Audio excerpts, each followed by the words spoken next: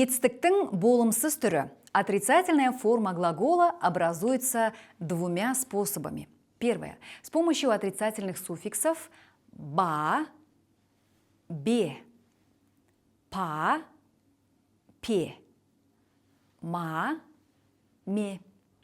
После звонких ж, з и сонорных ма, на, н присоединяются суффиксы ба, бе.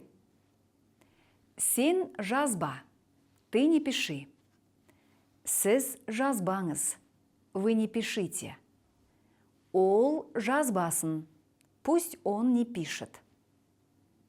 Сен сенбе, ты не верь. Сіз сенбеңіз, вы не верьте. Ол сенбесін, пусть он не верит.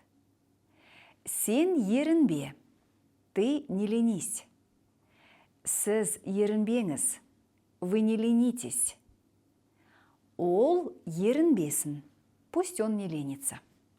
После глухих согласных к, қ, п, с, т, ш, щ, ф, х, х, ц, ч присоединяются суффиксы па, пе.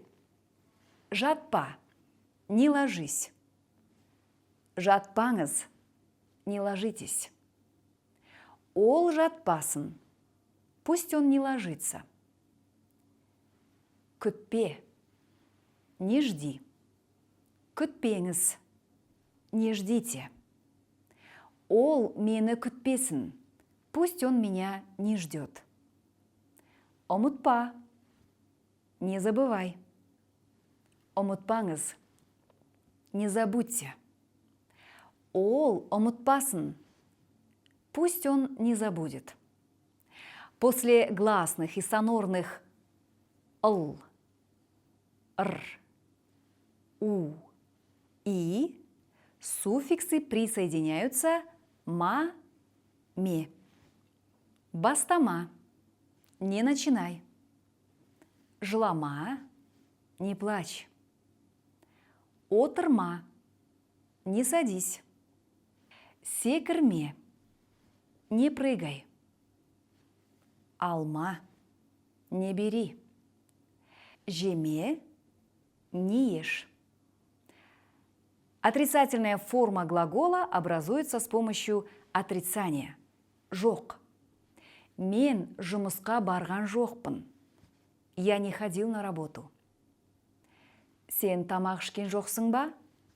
Ты не кушал? Сіз келіскен жоқсыз ба? Вы не согласились? Ол сатып алған жоқ. Он не купил.